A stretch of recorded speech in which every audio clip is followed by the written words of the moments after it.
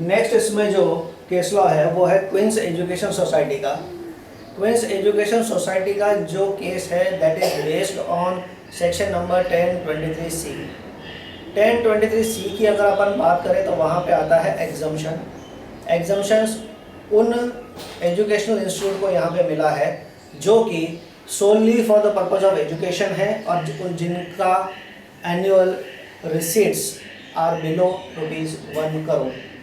ठीक है, तो यहाँ पे हुआ क्या है इस मामले में, इस एजुकेशन इंस्टीट्यूट ने लगातार 2 साल तक प्रॉफिट शो किया है। फर्स्ट ईयर में 6.59 और सेकंड ईयर में 7.83। ये जो एजुकेशनल इंस्टीट्यूट है it is established with the sole objective of imparting education. It claimed exemption under section 1023C and the assessing officer ने यहाँ पे इंस्टीट्यूट का जो क्लेम है, क्वींस एजुकेशन सोसाइटी का जो क्लेम है वो रिजेक्ट कर दिया।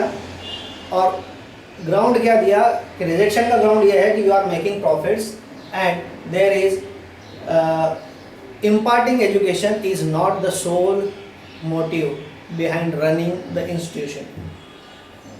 But कमिश्नर अपील ने एसएससी का यहाँ पे साथ दिया और एसएससी के फेवर में ये फैसला दिया कि yes the exemption claimed under section 1023C is a valid claim. उसके बाद में ये मामला चला गया था ट्रिब्यूनल में। ट्रिब्यूनल ने भी एसएससी के फेवर में जो जजमेंट है वो दिया है। But further assessing officer high court में ये मामले को लेके चला गया और हाईकोर्ट में जाने के बाद में हाईकोर्ट ने उसमें ये बोला कि ये आपका जो एजुकेशन का जो पर्पज़ है वो सोल पर्पज़ इसमें नहीं दिखाई दे रहा। You are making profits, so you are not eligible for claiming tax exemptions. After that this case went to supreme court. तो सुप्रीम कोर्ट में जाने के बाद में वहाँ पे फर्स्ट जो एनालिसिस हुआ वो एनालिसिस था सेक्शन 1023C का। तो 1023C का जो एनालिसिस था उसमें हाई कोर्ट ने कुछ चीज़ें बोली हैं। उसमें से number 1, the education institute must exist solely for educational purpose, कि उसका जो पर्पज़ है वो एजुकेशनल पर्पज़ होना चाहिए। Okay. Number 2, it should not B for the purpose of profit. Okay fine. And number 3, prescribed जो लिमिट है ₹1 करोड़ की, उसके ऊपर उनके ग्रॉस एनुअल रिसीट्स नहीं होने चाहिए। ठीक है। The supreme court was agreed with the views of the tribunal that profit is only incidental to the main object. That main object जो है that is imparting of education, and profit जो आ रहा है, प्रॉफिट या loss जो कुछ भी होगा, that will be just an incidental thing.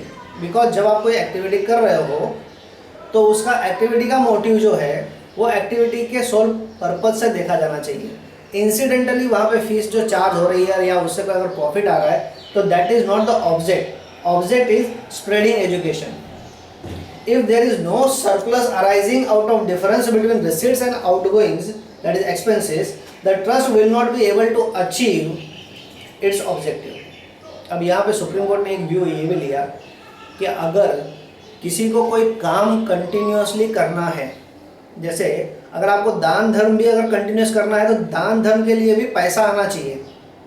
जब तक आपके पास पैसा नहीं आएगा तो आप और ज़्यादा लोगों को उसका बेनिफिट नहीं दे सकते हो।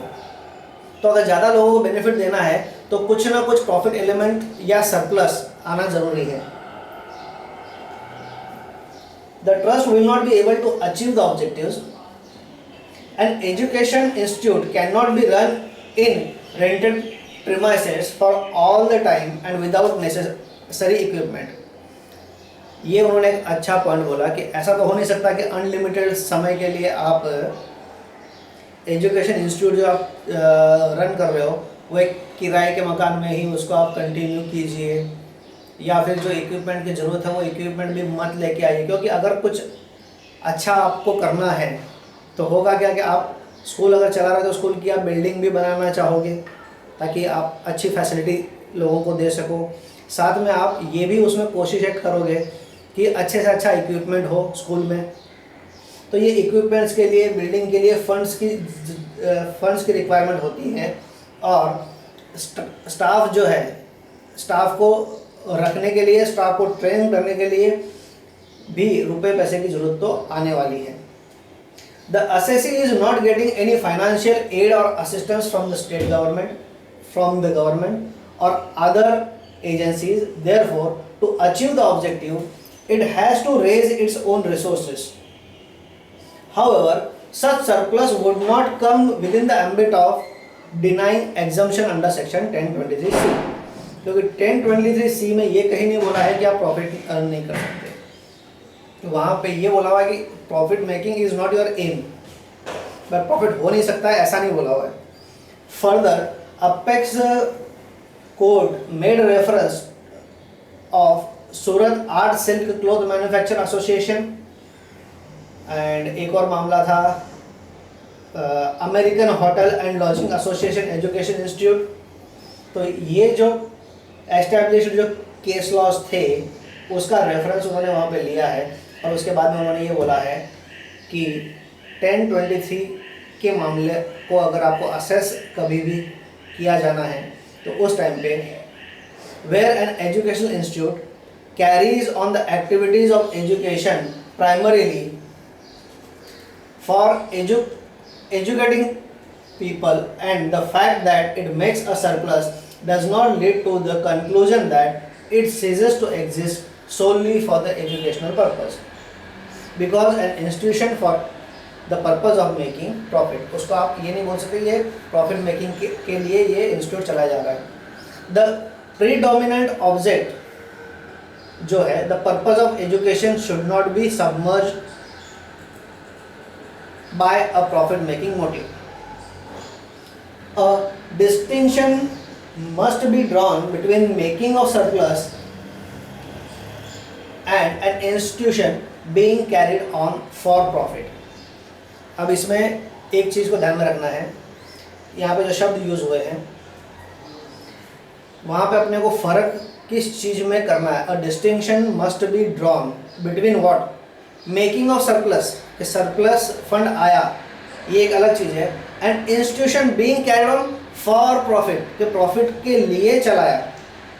सरप्लस हुआ ये एक अलग चीज़ है, और प्रॉफिट के लिए हमने इंस्टीट्यूट को चलाया ये एक अलग चीज़ है। तो प्रॉफिट के लिए नहीं हमने चलाया है, हमने हमारे सरप्लस हुआ है।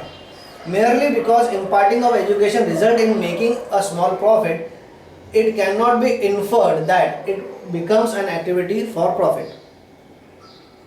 If after meeting expenditure surplus arises incidentally from the activity carried on by the educational institution, it will not cease to be one existing solely for educational purpose. Apex Court का जो decision है, based on the above principles and tests, the Apex Court upheld the tribunal's view that the assessee was engaged in imparting education and the profit was only incidental to the main object of spreading education. Hence, it satisfies the conditions laid down in section 1023C for claim of exemption thereunder.